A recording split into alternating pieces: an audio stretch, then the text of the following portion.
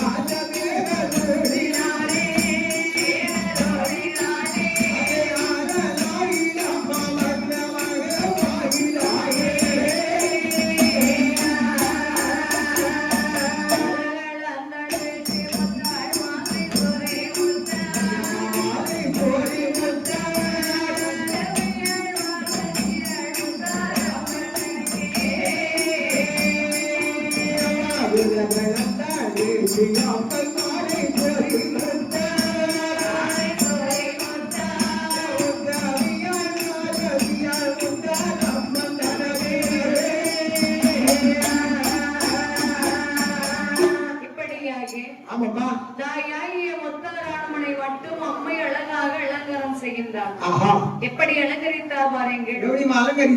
அம்மனுக்கு அழகாக தங்க சீப்படுத்து கொட்டை கோதி மலர் சூடுகின்றார். அங்க சீப்பு. அம்மா நமக்கு பிளாஸ்டிக் சீப்பு வச்சு தலையை சோக முடியலையம்மா. அம்மா தங்க சீப்பு வச்சு சீவிருக்காங்களே. அதனால சிவபூஜையில கரடி வந்து நின்று மூஞ்சி காமிச்சிருக்கு. இந்த அதாவது என்ன சீப்பை எங்க சீவிட்டு எங்க வைப்பாங்க? ஏன் சீப்பு கொண்டு எங்க வைப்பான்னு கேக்குறேன். இல்ல தங்க சீப்புல அழகா வச்சா நம்மளும் கொஞ்சம் பாத்துக்கலாமே. ஆஹா, எடுத்துக்கலாமா? பாத்துக்கலாம். எடுத்து அம்மா குடல பிடிக்கிறதா? ஆமா. அம்மா கிட்ட வந்து கலவரி கொண்டே கேட்டா தந்துருவாங்க. கண்டிப்பா. அம்மாக்கு நல்ல மனசு. எதை கேட்டாலும் இல்லை என்று சொல்லாம கொடுத்துருவாங்க. ஆமா. தங்க சீப்புனான் கொண்டை கோதி மலர் சொன்னாங்க. கண்டிப்பா. நமக்கெல்லாம் அப்படி கிடையாதுல்லவா? நமக்கு சீப்பே வேண்டாமே. அதனாலே அம்மாவுக்கும் நிகராக முடியுமா? நமக்கு ஒரு 4 கம்புக்கு இடையிடையே கட்டி வச்சு தலையில் கொட்டி விட்டாலே வந்துடும். அதே போல கையாமல ஆடுது. அப்படி சொல்லுங்க. ஐயா ஆடுனா கல்யாணம் முடிச்சு பிள்ளை வச்சு 3-4 பிள்ளை வச்சு பிள்ளை ஆடாம நிச்சயம் முடியாதுங்க, ஆடதான் செய்யும். இப்படியாக அம்மனுக்கு தங்க சீப்பினால் கொண்டை கோதி மலர் சூடுகின்றார்கள். அது மட்டுமா?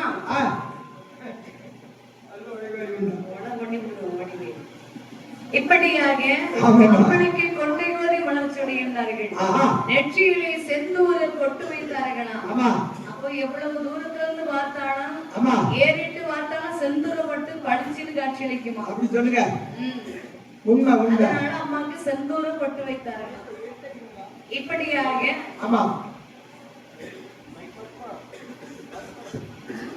அழகாக அம்மனை அலங்காரம் செய்தது மட்டுமல்லாமல் இன்னும் எப்படி அலங்கரித்தார்கள் பாருங்கள்.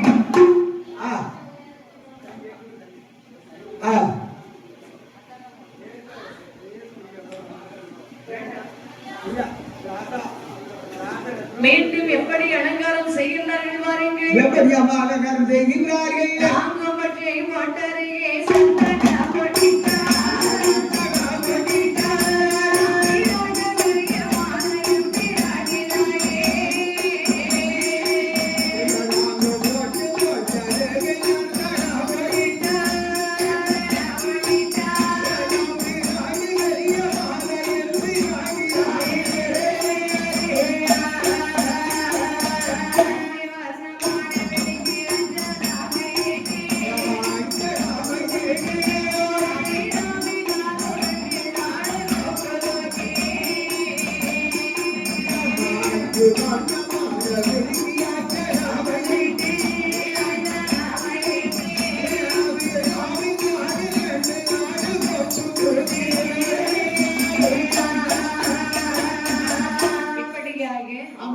அம்மனுக்கு அழகாகவே 5 வர்ணமான விடைகளுக்கு அஞ்சனாமை தீட்டுகின்றார்கள்.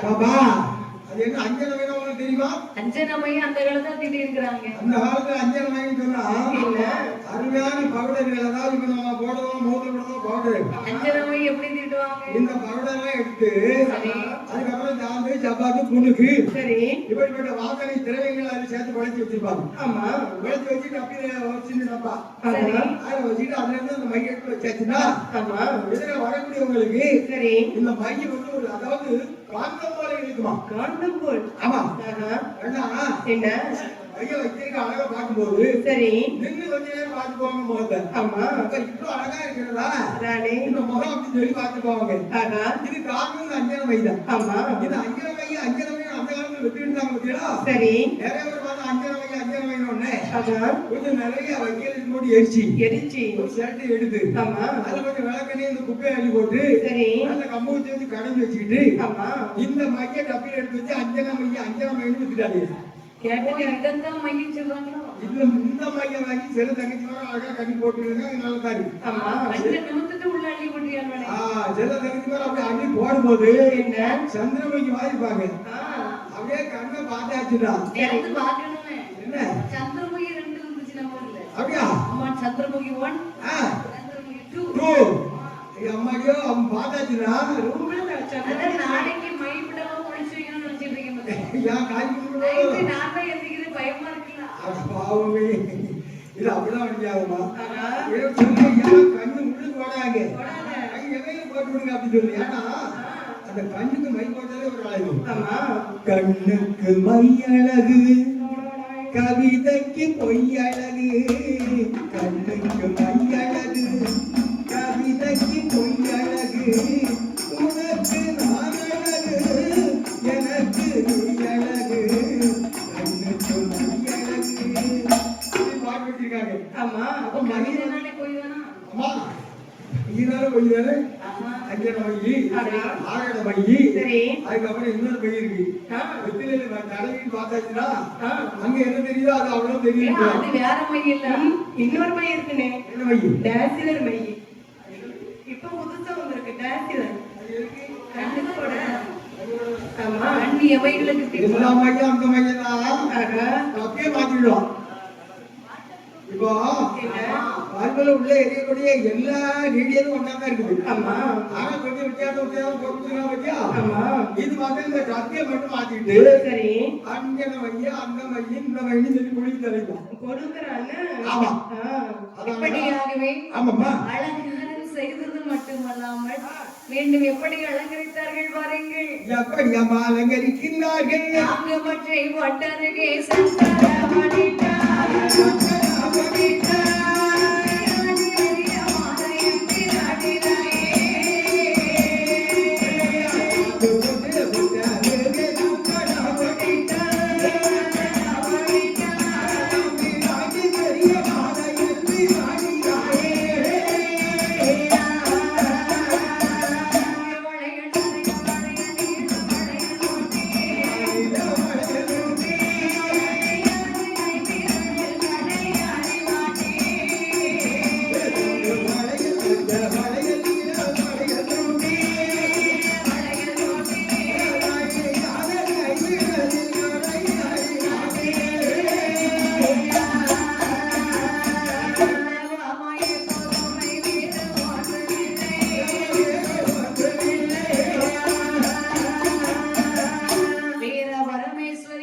விண்ணப்பம் செப்பவாழ.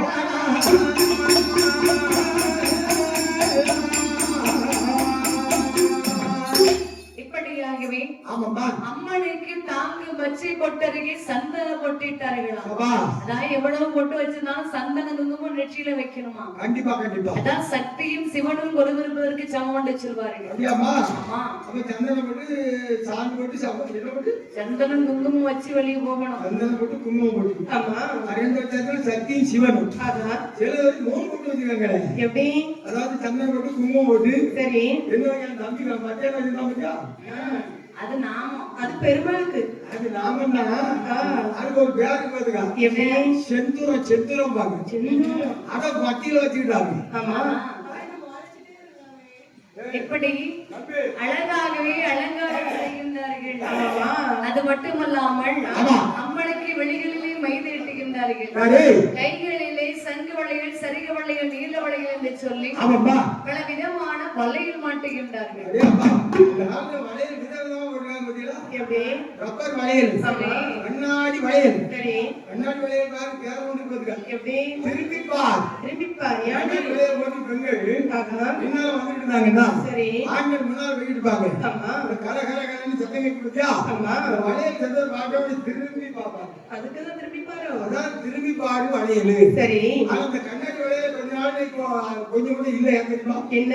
அதாவது இந்த கண்ணாடி வளையல போட்டுக்கிட்டு பெண்கள் திடீர்னு கோபத்தில் பொருளை எட்டு அடிச்சா சரி வளையல் கூட உடஞ்சு போகுது. அதனால என்ன கண்ணாடி வளையெல்லாம் கழிச்சு போட்டு தங்கத்துல பித்தாளையில ஈயத்துல காப்போட சரி. ஆமா. இப்படியாகவே தாயாகிய பார்வதா தேவியானவள் முத்தாரை அழகாகவே அலங்காரம் செய்கின்றார்கள். அம்மனை அழகாகவே அலங்காரம் செய்து சரி அழைத்து வருகின்றார். கைலாய மலையிலே பகவானுடைய முன்பிலே பகவான் முன்பிலை கொண்டு அழைத்து வருகின்ற போது உடனே பகவான் கேட்கின்றார், என்னமா பார்வதி உன்னை புகையை தனித்து வாய்ந்து சொல்லிதானே அனுப்பி வைத்தேன். யார் இது? 3 முகம் கொண்டவள் அழைத்து வந்திருக்கின்றாய். பின்னாடி அத்தாதி அம்மைமாரியும் வந்திருக்கிறாங்க. என்னமா நேர்ந்தது? இறைவா, நீங்கள் புகையமர்ந்து சொன்னீர்கள். நான் இங்கிருந்து புகையமர்ந்து போகும்போது அங்கே தண்ணீர் என்பது சுத்தமா கிடையாது. அப்போ வேடிய தனிக்கிறதா இதுக்கு என்ன வழின்னு பார்த்தேன். என் முகத்திலே உதித்து வந்த வேர்வை வாரி வேட்டு துறைகளை போட்ட போது இந்த 64 அம்மன்மார்களும் அதில் வந்து பிறந்தார்கள். என்ன இடைவெளியில் விடக்கூடாது என்று கைலாசம் வரைக்கும் அடியே அழைத்து வந்திருக்கிறேன் ஐயா. அதானே தாயாகிய முத்தாரானவள் 3 முகம் 6 கிரகத்துடனே முதலாக வந்து உதயமானார். முத்தாரை மட்டும் அலங்காரம் செய்து அழைத்து வந்திருக்கின்றேன். எதற்காக அலங்காரம் செய்து அழைத்து வந்திருக்கின்றேன் தெரியுமா? எதற்காக அம்மா அலங்காரம் செய்து அழைத்து வந்திருக்கிறாய்? அக்காட்டே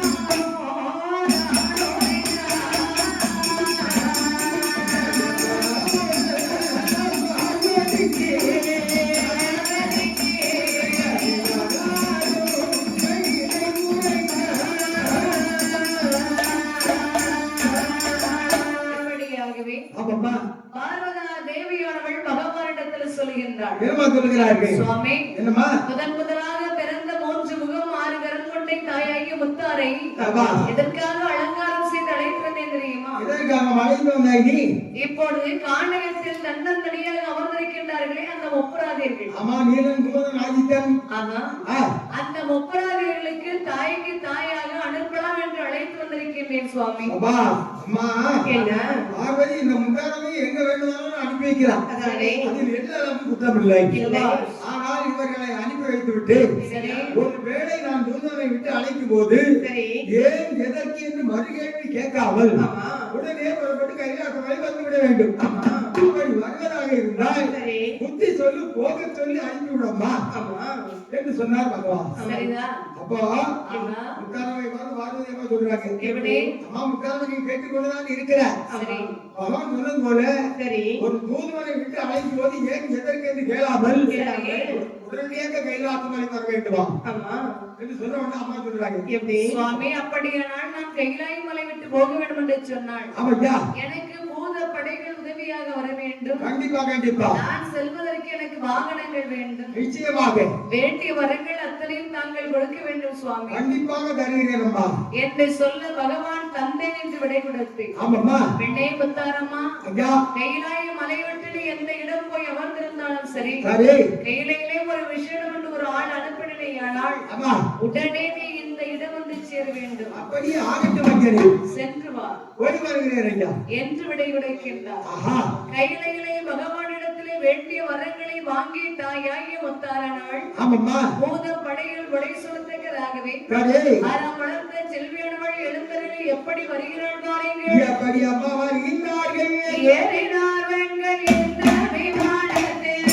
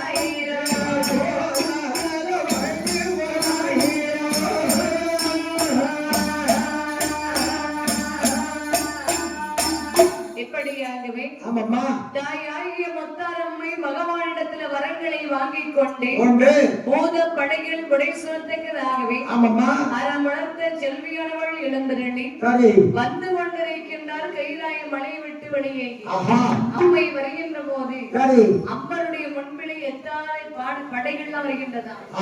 முத்து பதித்த தங்கத்தேர் 1000, முடுகிய வெள்ளி தங்கத்தேர் 1000, கொத்து தண்டிகை வல்லக்கோர் 1000, கோலாகலமான வண்டி ஒரு 1000. அம்மா முன்பில அத்தனை படைகளும் 1000 படைகளா வருகின்றது. ஆமாம்மா, இப்ப பாருங்க, பூலோகத்துல ஒரு மந்திரி போவாரு.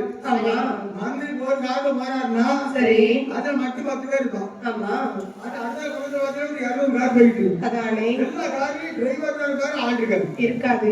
அப்போ ஒரு சாதாரணமான மாநிலங்களுக்கு இப்படி ஒரு கார் கிடைக்குது. அம்மான உலகையெல்லாம் ஆளக்கூடிய தேவி அல்லவா. சரி, அம்மான்னு சொல்லும் போது என்ன பார்வதியின் மறு அவதாரம். பார்வதியிலே சொல்லலாம் தப்புல.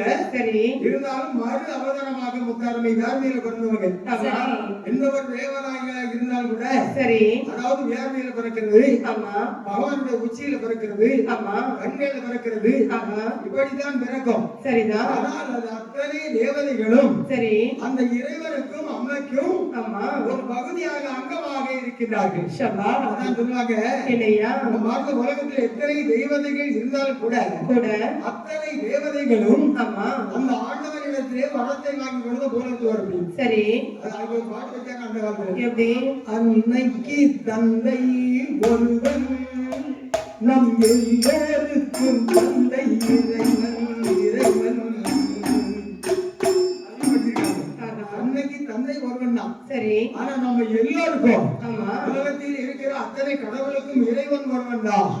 அந்த முக்கண்ணன் முதல்வரே. சரி. அந்த ஆதி சிவன். அவர் ஒருவர் தான் இந்த உலகத்துக்கு எல்லாம் தலைவன். அப்படி இருக்கும்போது இந்த தேர் உலகம் வரவன் கேட்காம செய்யணும். படைகளோடு வருகின்றாள் தாயாகிய முத்தாரானவள். ஆமாம்மா. பூத படைகள் முடிசொல்லுக்காகவே ஒரு பக்கம் மேலதானம், ஒரு பக்கம் வான வேடிக்கை சத்தம், கோலாகலத்தோடு அம்மை வந்து கொண்டிருக்கின்றார். இப்படி மேலதான வான வேடிக்கை சத்தத்தை காதிலே கேட்டார்கள். காண்டகத்தில் அமர்ந்திருக்கக்கூடிய ஒப்பராதியர்கள். இந்த ஒப்பராதியர்கள் ஏறிட்டு வரக்கு யோசிக்கின்றார்கள். என்னையாள விஷேடம் வருகிறதோ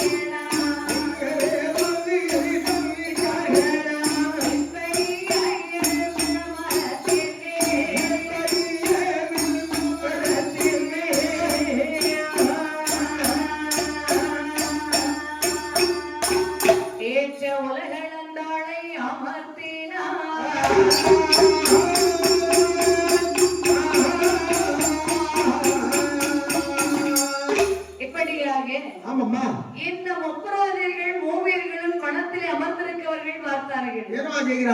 ஏன்னா நாம இவ்வளவு நேரம் இந்த வில்வமரத்தின் நிழலில் அமர்ந்திருக்கிறோம். இப்பேற்பட்ட சத்தம் எதுவும் கேட்கவே இல்லையே. இப்ப பாரு, ஒரு பக்கம் மேலதான வானவடிக்கு சத்தம் எல்லாம் கேக்குது. என்னன்னு தெரியலையா? என்ன எனக்கு பார்க்கும்போது சரி தாயாகிய முத்தாரமே வருவது போல் தெரிகிறது. ஏறிட்டு வருகின்ற போது தாயாகி உலகளந்தாளை கண்ணிலே கண்டாள். அம்மா இதோ பாருங்களம்மா, அன்னை தாயாகி உலகளந்தாள் வந்து கொண்டிருக்கின்றார். அதனால அண்ணா நாம போய் ஓடோடி சென்று இதற்கு அழைக்கலாம் வாருங்கள். கண்டிப்பாக தாய் வரும்போது நமக்கு என்ன கவலை? உடனடியாக சென்று வருவோம். அத்தனை பேர்களும் ஓடி வருகிறார்கள். சரி. அம்மா தாயே, உலகளந்த மாதாவே, உலகமெல்லாம் அளந்தவரின் தங்கையே, வாருங்களம்மா வாருங்கள். அடியங்கள் வணக்கம் சொல்லுகிறோம் தாயே என்று 3 பேர் வணங்கியிருக்கிறார்கள். சரி. இப்படியாகவே தாயாகிய உலகளந்தாளை அழைத்து வந்து அவர்கள் அமர்ந்திருக்கக்கூடிய வெல்வ மரத்தின் இடையிலே அமர்த்தி வைத்தார். அப்போது அம்மை அடிபணிந்து சொல்கிறார்கள். என்ன சொல்கிறார்கள்? அம்மா, நாங்கள் பிறந்த நாளையிலே இருந்து வளர்ந்த நாட்கள் வரையில் தாய் உண்டு தந்தை கிடையாது. ஆனால் நந்தியிலே பொருட்டாலே வளர்ந்து வந்தோம் அம்மா. என் பிள்ளைகளை அப்போ இப்போது எங்களுக்கு துணையாக நீயே வந்து விட்டாய். கண்டிப்பாக தாயே உலகளந்தாள், என்னப்பா கடைசி காலம் வரையில் நீங்கள் தான் எங்களுக்கு உதவியாக இருக்க வேண்டும். என்ன அருமை பிள்ளைகளே, உங்களுக்கு தாய் மட்டும் இருந்தார்கள் என்று சொன்னீர்கள். உங்களுக்கு தாய்க்கு தாயாக, குருவுக்கு குருவாக, சரி தந்தைக்கு தந்தையாக நாங்கள் இருக்கிறோம். நீங்கள் எந்த கவலைப்பட வேண்டிய தேவையில்லப்பா. ஆகட்டும் அம்மா, உங்களுக்கு என்ன வேண்டுமோ அதை நாங்கள் செய்து தருவோம். என்னமா? அப்படியானால் எதற்காக நாம் இந்த வெயிலிலும் மழையிலும் கஷ்டப்பட வேண்டும்? கண்டிப்பா. அம்மா, நாம் அமர்ந்திருப்பதற்கு ஒரு கோட்டை அமைத்தால் என்ன? சரியாக சொன்னீர்கள் என்ன அன்னை கண்ணுமாக்கா. அற்புதமாக ஒரு கோட்டை போட்டலாம்பா. சபாஷ். கோட்டை கட்ட வேண்டும் என்று சொன்னால் ஜோதிடம் இருக்க வேண்டும். ஏன்னா சுவாஜியமாக கதை வந்ததாரு. ஒரு வீடு கட்டணும்னு சொன்னாலே மண் தோசம் மனதோசம் இருக்குன்னு சொல்லி பாப்போம். ஆமா. அப்போ கோட்டை கட்டணும் சாதாரணமான விஷயமா? ஒரு குழந்தை வந்தாங்கன்னா அதுக்கு ஜாதகத்தை எழுதுறாங்க. ஆமா. அதுக்கு அழகா ஜாதகத்தை கணிச்சு சொல்றாங்க. சரி. அப்போ கோட்டை வைக்கணும் நோம்ப முடியுமாப்பா? அதானே. அம்மனுக்கு கோட்டை வைக்க வேண்டும் என்று சொன்னால் ஆமாம்மா ஜோதிடரை அழைத்து வந்து சாஸ்திரம் பார்த்தால் என்ன? சரியாக சொன்னீங்க. அப்படிதான் செய்யணும். அப்பா தூதுவா. என்னம்மா? இப்பொழுது சென்று ஒரு நல்ல ஜோதிடரை அழைத்துட்டு வாப்பா. அப்படி ஆகட்டும் தாயே. என்ன ஐயா வாருங்க, ஐயா வாருங்க. வந்தோம். எங்களுக்கு கோட்டை அமைக்க வேண்டும். சரி வாருங்க, வந்து ஜாதகத்தை கணிச்சு பார்த்து சொல்லுங்க ஐயா. என்ற போது என்னையா ஜோதிடரை அழைத்து வந்தார்கள். ஆமா. அம்மா தாயே உலகளந்த மாதாவே. என்ன அம்மா? என்ன நீங்கள் சாஸ்திரத்தை பார்த்து சொல்ல வேண்டாம். அது ஒரு கவலையை கொண்டாலும் கொடுத்துருவாங்க. கொஞ்சம் தள்ளி கொடுத்து சொல்லுங்க, அளவு கொடுக்கலாம் அப்படின்னா. ஏ ஜோதிடரே, இந்த இடத்துல அம்மனுக்கு ஒரு கோட்டை அமைக்க வேண்டும். ஆமா. அதனால சாஸ்திரத்தை ஆராய்ந்து பார்த்து சொல்லுங்கள் ஐயா. அப்படி ஆகட்டும் தாயே என்று சொல்லுகின்ற போது ஜோதிடரானவர் வட்ட மனையிட்டு அமர்ந்து பாலாளை மலர்களோகி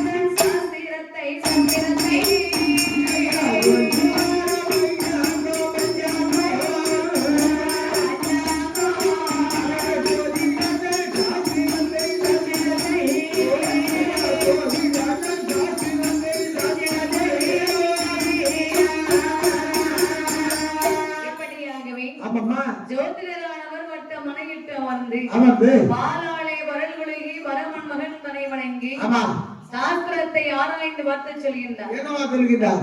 பாலாளை ஏன் வரல கழுகுறாரு? அதாவது பால் என்பது சுத்தமானது. சரி. பாலுக்கு வயிறுக்கு தீட்டே கிடையாது. ஆமா. இப்போ வயிறுல மாத்திரம் பல்லு கூட செத்து கிடக்கும். ஆமா. அதை எடுத்து அப்படியே தோற போட்டு அதை மறுபடியும் அடிச்சு குடிச்சிருவாங்க. சரி. அடிச்சு செத்துக்கணும் குடிச்சிருவாங்களோ? அது எது செத்து கிடக்கும் தீட்டு கிடையாது. அதனால என்ன பத்திரகாளி அம்மை சரி நமக்காக பத்தினியாக ஆகினாங்க. அதுபோல இந்த பாலுக்கு வந்தியா 33 தெய்வார்கள் 48,000 ரிஷிமார்கள். சரி.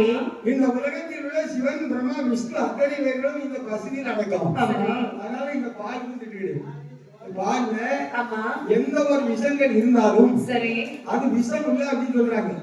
அதற்காக நம்ம விஷத்தை வந்து குடிக்க கூடாது. சரி. பள்ளிக்கூடம் சரி வாக்கியம் சரி அது விஷம் ஆகாது. அதனால பாலை வச்சு பாலை கலக்கும் போது ஐயா விநாயகர் பூஜையை தான் முடிக்கணும். எந்த ஒரு தொழில் செய்யணும் கண்டிப்பா கண்டிப்பா. அதனால விநாயகர் பூஜைக்கு பொருட்களை எடுத்துட்டு வாப்பா. ஐயா அண்ணா இருக்காங்க. இறைநாளி அச்சாச்சி முனைமுறையா மஞ்சள் அச்சாச்சி தலவாழை இலை அச்சாச்சி சூடகம் பச்சை சாம்பிராணி ஊதுபத்தி கற்பூரம் எல்லாம் ஒட்டுமொத்தமா அந்த பேக்கெட் தட்டுல வச்சு வச்சிருக்க பாருங்க. எல்லாம் வச்சிட்டீங்களா? நீங்க எடுத்து வச்சிட வேண்டியதா? சரி அப்படியே இருக்கட்டும். இந்த ஜோதிடரானவர் ஆமாம்மா வட்ட மனையிட்டு அமர்ந்து பாலாளை வரன்களுக்கு வரமன் மகன் தன்னை வணங்கி சாஸ்திரத்தை ஆராய்ந்து கணித்து பார்த்து சொல்கின்றார். ஐயா முப்பராதி மன்னா என்னம்மா இந்த இடத்துல அம்மனுக்கு கோட்டை கட்டுவன் நினைக்கின்றீர்கள் அல்லவா? ஆமாய்யா. முப்பராதி மன்னா என்ன இந்த இடத்தில் கோட்டை வைக்க வேண்டும் என்று சொல்கின்றீர்கள். சரி. ஆனா பஞ்சம திதியில கோட்டை வைக்கணும் சொல்கின்றீர்கள். இந்த பஞ்சம திதியிலே கோட்டை வைத்தீர்களே ஆனால் பஞ்சு போல் பறந்து போய்விடும் என்பதுதான் விதி. அதையும் மீறி இந்த இடத்தில் கோட்டை வைத்தீர்களே ஆனால் எத்தனை வருடம் மட்டும் அழியாமல் இருக்கும் தெரியுமா? எத்தனை வருடம் அழியாமல் இருக்கும் அம்மா. மன்னமணியை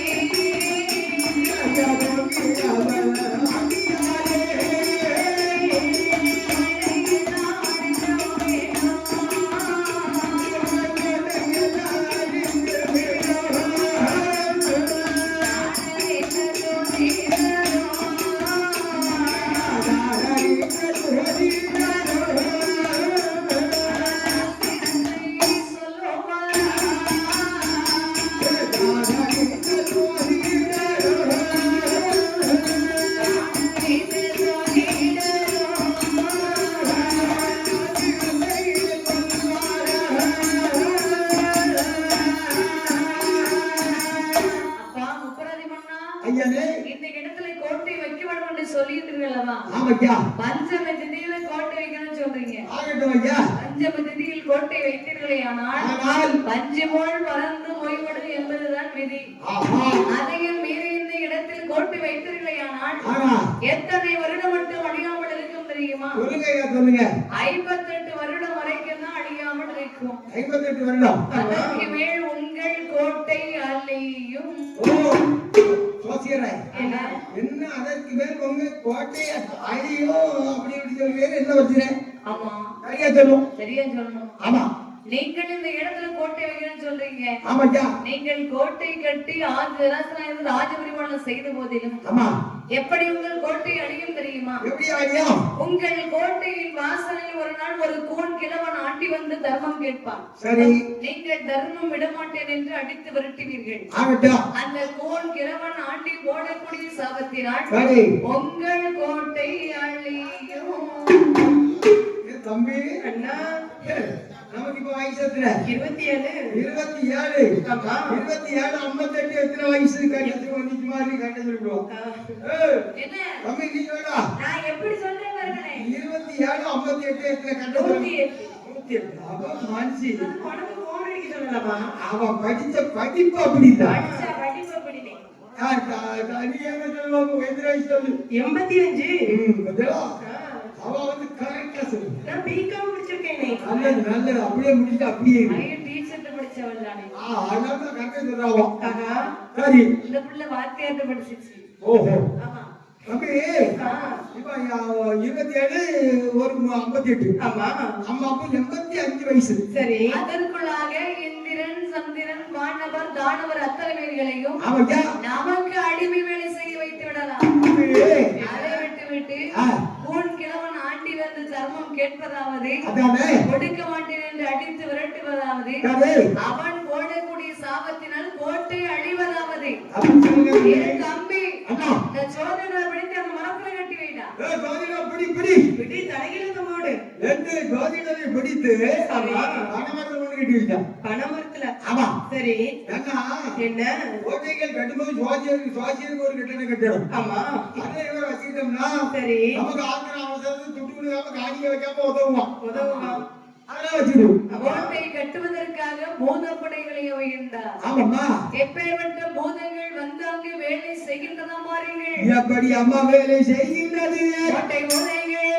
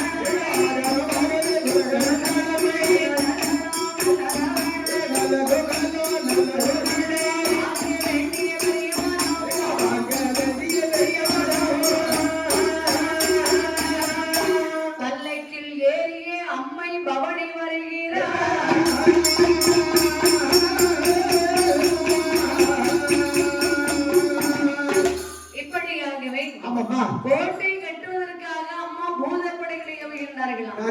ஏன்னா அம்மா பூதப்படைகளை தான் துணை சேர்த்து அழைத்து வந்தாங்க. தனக்கு ஏவல் வேலை செய்வதற்கு ஆள் வேணும்னு சொல்லி. சரி, அப்ப அம்மனுக்கு கோட்டை கட்டணும்னா பூதங்கள் தானே வேலை செய்ய வேண்டும் என்று பூதப்படைகளை வைகின்றாப்பா. பூதகணங்களை நீங்க எல்லாரும் கோட்டை கட்டுவதற்கு நீங்கள் வேலைப்பாடுகள் செய்ய வேண்டும். மொட்டை பூதங்கள் கட்டை தோண்டுகின்றதா? முகடை கொள்ளிவாய் பைப்படைகள் அத்தனையும் ஆமா செடிகளை அறுத்து ஒரு ஓரமாகவே செலுத்தி நெருப்பிட்டு கொடுத்துகின்றனர். ஏ அப்பா நிலத்தை தரவரிசைப்படுத்துகின்றார்கள். ஆமாம்மா சில பூதங்கள் என்ன? பெரிய பெரிய மரங்கள் இருக்கு பாத்தீங்களா? ஆமா இந்த மரங்கள் எல்லாம் பிடிக்கி தோலை வச்சுக்கிட்டு சரி அப்படியே தோண்டு கொண்டு வேலைகள்ல கொண்டு படம் போகும். ஆமா ஒரு சில பூதங்கள் என்ன செய்யுமா? என்ன பெரிய பெரிய பனைகள் இருக்கும். சரி இந்த பனைகளை பிடிக்கி இன்னைக்கு அந்த பனை அப்படியே முளைய செருக்கி யாரும் செடிக்கணும் சொல்லுதா நூற்று போய் விடலாம். ஆ. சமையல் வேலை பேச்சாடிது நீ தானே சொன்ன முளைய செருக்கி செதுக்கி செருக்கி சீவி அப்படி பல்லு குத்துது. ஆமா அப்ப அந்த பல்லு எவ்வளவு பெருசா இருக்கும்? தானே அந்த பல்லுல இலை எவ்வளவு பெருசா இருக்கும்? ஆமா ஒரு பனையை பிடிக்க வச்சு செடிக்கு முளைய குத்துதுன்னா ஆகா எம்மா பூதம் எப்படி இருக்கும்? எப்படியா எம்மா மலை மாதிரி பூதம். ஆகா ஒரு கையில துணி ஒத்த பனைய ஒரு கையில நம்மளால ஒரு தொங்கு தொங்கலாம் கஷ்டமா தான் இருக்கு. பாட்டுல தூக்கிட்டு வர முடியல அப்படி சொல்லு. ஆமா அது பனையா பிடிக்க பல்ல குத்திக்கு பாரு. அதானே அப்ப அது எவ்வளவு பூதமா இருந்திருக்கும்? ஆமா அதுக்கு மனசு எவ்வளவு பெரிய தாராளமான மனசா இருக்கு பாத்தியா? ரொம்ப ஒரு சில போது என்ன தெரியுமா? என்ன பூதைகளெல்லாம் வேலை செய்யும் போது ஆமா. கட்டை தோண்டுகின்ற போது கீழே அடியில கிடைக்கக்கூடிய புதையலத்திலையும் ஆமாம்மா. அம்மா முத்தா காடலில கொண்டு ஒப்படைத்தாங்க. சண்டாள பாய்பேய பூதங்கள் ம். அவ்வளவு முத்த இருந்தது புதையல். புதையல் தங்க புதையல் அள்ளி விட்டு அம்மா முட்டை கொடுத்துருக்க நமக்கு ஒரு சொன்னதே தரக்கூடாது அம்மா. ஆகா சொம்ப ஒண்ணுதே எழுந்து கொண்டு வரணும். சொன்னதே புதையல் புதையல் புதையல் புதையல் தங்கத்தை கூட நமக்கு தந்துட்டுனா சரி. நம்மளும் ஓரளவுக்கு நல்ல ஜம்மு வந்துடலாம் பார்த்தேன். ஓரளவுக்கு உழைச்ச காசையே ஒழுங்க வச்சு ஒப்பைத்தது இல்ல உனக்கு. ஆ இல்ல ஒரு புதையல கொடுத்தா நல்ல பாப்பானி. உழைச்ச காசை உட்பேத்த முடியும். நான் கொடுக்குற காசை நீ முதல்ல வீட்டுக்கு கொண்டு போய் சேர்க்கறியா? நீ கொடுக்குற காசு என்ன பெரிய காசை கொடுத்தா? ஆமா 10,000 ரூபாய் கொடுத்தா கோட்டை 15 கோட்டை வாங்கிட்டு சரியா இருக்கு. கவர்மெண்ட்டுக்கு கட்டாண்டா கவர்மெண்ட் அதுக்கு வரி கட்டணும். ஆமா அதுக்கு கடன் நடத்தணும். நடத்தணும் எல்லாத்தையுமே எப்படி இந்த கடன் நடக்கும்? அதுக்கு சைடிஸ் வாங்கணும் அது என்ன கண்டோட கடன் வான்னு கொடுக்கும். ஒன்ன கண்டதுக்கு அப்புறம் ஆமா கூப்பிடும் அது பையில காசு இருந்துச்சுன்னா ஆமா அது எப்படி கொடுத்தீங்களா? எப்படி வா வா வாத்தியாரே வா வஞ்சி கொடி என்ன குடி. குடிக்க சொல்லும் உன்னை. அம்மா சொல்லுவாளி என்ன? நீ பெரிய இந்திய குடிமகனும். ஓ, ஓ. நாட்டின் குடிமகன். குடிமகன் குடிகாரன்னு சொல்லணும். நானாவது பரவாயில்ல, குடிமகன். ஆமா எங்க அப்பா என்ன செய்வாரு தெரியுமா? என்ன ஒரு ட்ரம்ல ஊத்தி போட்டு அதுலதான் குடிப்பாரு. ரொம்பல ஊத்தி போட்டு அதிலே குளிப்பாரோ? ஆமா அதான் அப்பப்ப போய் சேர்ந்துட்டாரு. அது கூட எங்க இருக்க முடியும்? ஆமா. அதாவது என்ன ஒரு 15 வயசுல குடிக்க ஆரம்பிச்சாச்சு. சரி யாரு உங்க அப்பாவா நீயா? ஆமா நீதானா? 20 வயசுல சரி. கிளாஸ குடிக்க முன்னாடி கிளாஸ பிடிக்கும் போது ஆஹா.